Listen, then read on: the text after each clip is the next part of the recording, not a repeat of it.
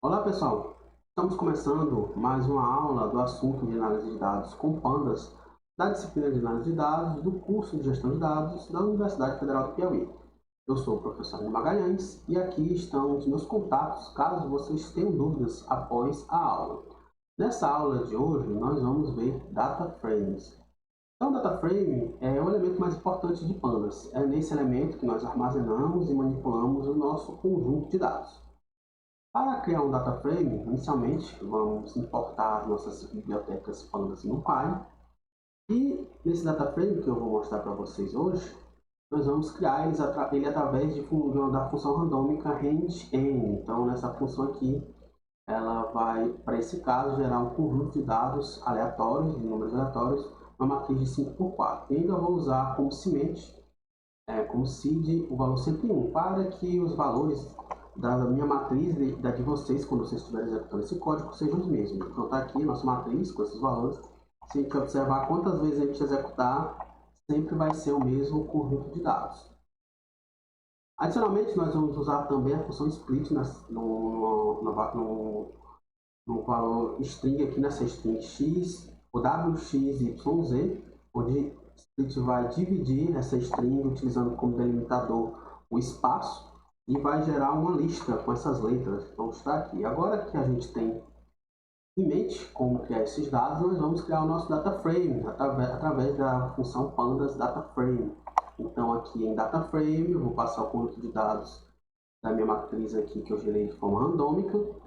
Vou passar aqui para index os nossos índices A, B, C, D e E, a nossa lista, e também a nossa coluna, que vai ser essa lista aqui em columns que a gente gerou através da função split. Então, vamos executar aqui a criação do nosso data frame e eu vou mostrar para vocês.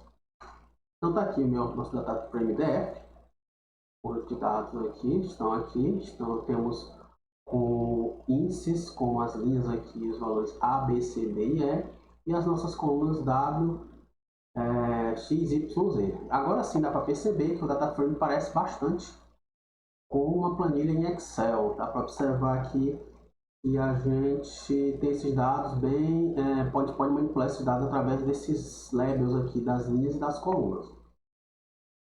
Então, a primeira coisa que nós vamos fazer para manipular esse nosso data frame DF que a gente acabou de criar é fazer seleções e indexações. Então, a primeira coisa que nós vamos indexar vai ser uma coluna. Então, passando df entre colchetes o nome da nossa coluna, que no caso é w, eu vou retornar essa coluna w aqui, os elementos dessa coluna w todos aqui através dessa seleção. Então, está aqui, ou melhor, dessa indexação. Então, estão aqui os valores da minha coluna w.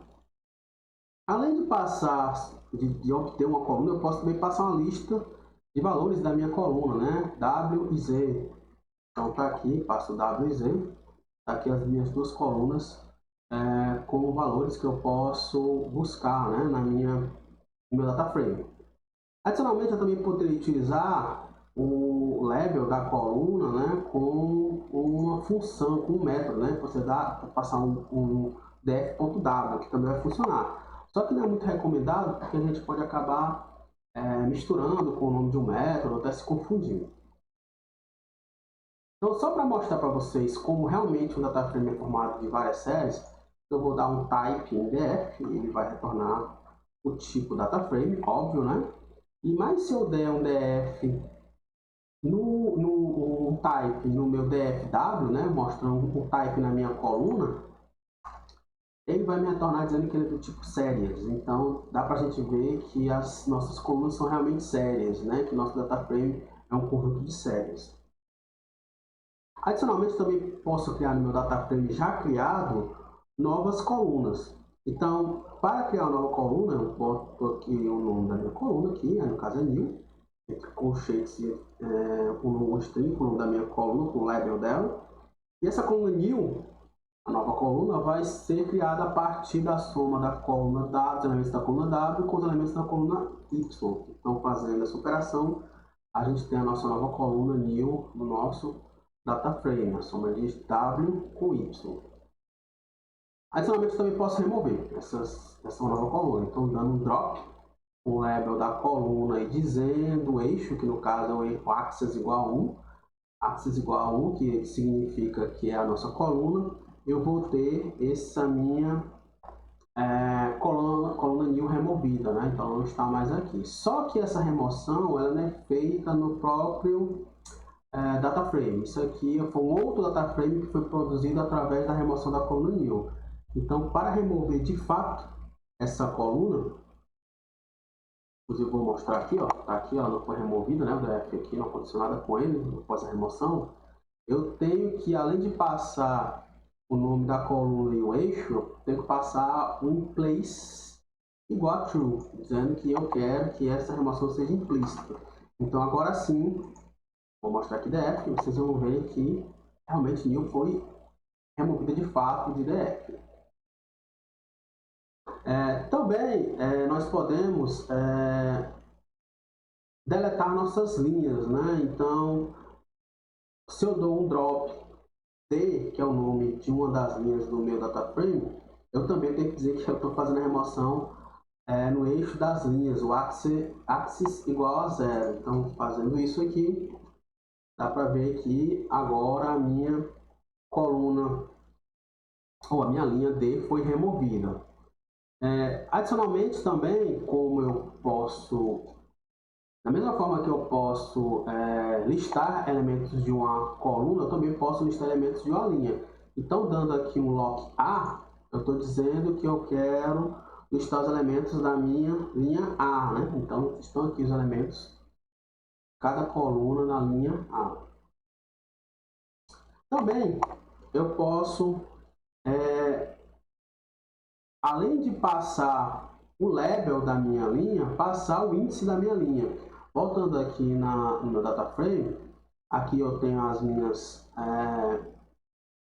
os labels das minhas linhas, dos meus índices, mas eles estão, no fundo, eles são ainda 0, 1, 2, 3, né? Então, além de passar o label, eu posso também passar o índice, o valor do índice da minha coluna. No caso aqui, eu passando iLock 0, eu estou querendo selecionar a linha, primeira linha, que no caso é a linha A, né? Então está aqui o mesmo resultado, né? De selecionar a linha A com lock, eu posso passar para iLock o valor do índice.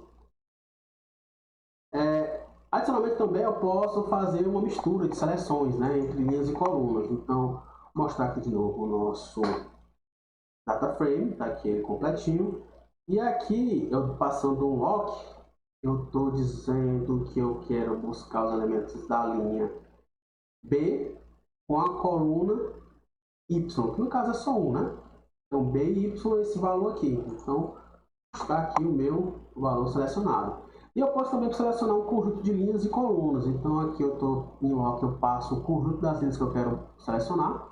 No caso, são A e B. E as colunas que eu quero selecionar. No caso, são X e Y. Essas daqui, X e Y. Então, passando aqui essas duas listas dos subconjuntos de linhas e colunas, ele vai me retornar esse subconjunto aqui de valores. E, da mesma forma que eu posso buscar através de labels, semelhantemente a NumPy, eu posso também fazer através de seleções com valores dos índices das linhas e das colunas. Então aqui, usando o iLock, eu estou passando aqui, dizendo esses valores separados entre dois pontos, dizendo que eu estou querendo buscar da minha primeira linha de índice 0 até a linha de índice 2. Lembrando que isso aqui é aberto, ou seja, não incluo 2. Então, vou buscar da linha de 0 a 1. E vou passar aqui que eu quero buscar as colunas 0 e 3. Que é esse mesmo ambiente aqui que eu quero, né? A e B, X e W e Y. Então, fazendo isso, eu vou ter esse mesmo resultado, né? Usando o iLock, eu posso fazer essa seleção, como o lock e passar os labels das linhas e das colunas.